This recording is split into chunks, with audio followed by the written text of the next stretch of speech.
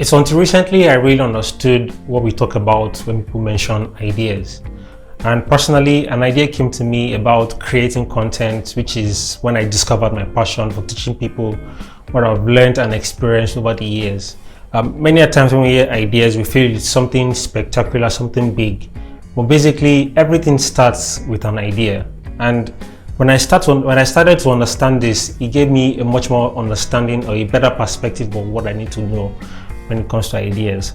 I remember when I started off with YouTube and podcasting, there were some videos I wanted to create that didn't just make sense. I was this person who felt to create a content or to pass across an idea, I have to refine it to look very polished if I could put it out there.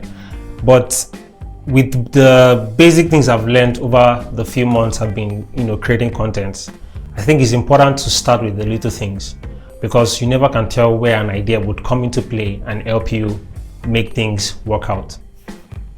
Now, the other thing to understand about an idea is that ideas won't keep.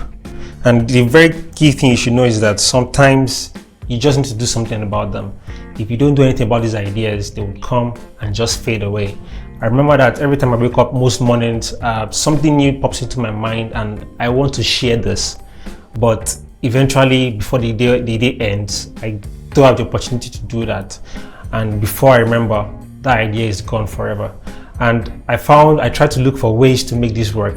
For example, I felt to be able to create content, I have to be this rigid person, and it didn't just work out. Because if you could see from this example of this video, I'm a little bit tensed because I have no idea what I'm doing.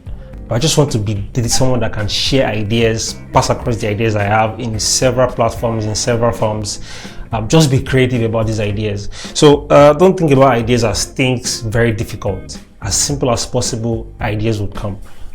Several months ago, when I got the idea to start a podcast, it was a very difficult task for me because I picked up the idea seemingly looking impossible, and I felt, what better way to make this work than to, ask people. So whenever you get an idea, try and reach out to people who you feel might be interested in this and ask them if this would actually work out, or would you be open to subscribe to this idea. So ideas can be independent, but most times it works best when you collaborate. Many great people we've seen today who were able to come up with fantastic ideas, well, in one way or the other, they had support and help from others. So when you come up with an idea, or when an idea is being generated from your aspect, try to see people who would subscribe to it, or people who can encourage you to be better at creating that idea or executing it.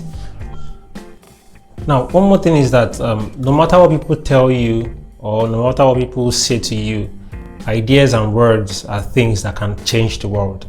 If you have something to say about the situation, about something that is happening, if you don't say it, then it won't have any effect about that particular thing. I've said so many things on several platforms, Instagram Live, Instagram, WhatsApp, and all the other platforms. And I've gotten some positive feedbacks that people will tell me that what you're doing is really good. Keep on doing it. Or it inspires me, it has helped me overcome such different things. So if there's an idea you have, until you put it out there before you can actually make a change. So if your idea is still solid, you've developed it somewhere, if you don't push it out there, then it becomes very irrelevant. I think maybe I should say that. Like I said, I have no idea what I'm doing right now. I'm just trying to push out ideas. It's a little bit different. It's a little bit out of the box from me. So if you think about ideas on a very random perspective, think about it as something that helps you create. Because for you to create at all, ideas need to come. And if you don't get ideas the way others do, there are basic steps I have that I follow to create my ideas. And number one is that I go through the generation stage. Now, the generation stage is where I see these ideas and I try to come up with ideas. I think, I read books, I go online to do research, and so many other things you could do to, find an idea that can work for you. And as a freelance designer, most times when I'm trying to come up with an idea for a project, I can come up with 7, 8, 9 ideas for a particular project, and then that's when I move to the next stage, which is the selection stage.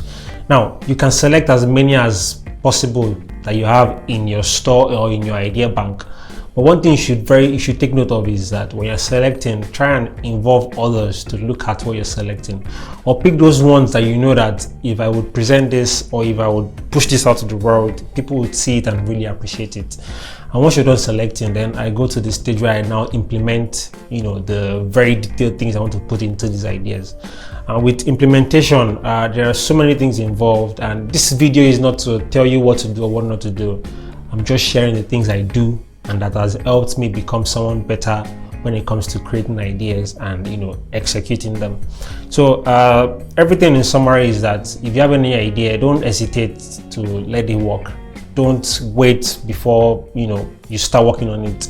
Once an idea comes, start working on it, because ideas generally, when they come, they don't stay for long. If you don't do anything about it, it's possible you forget, or you forget.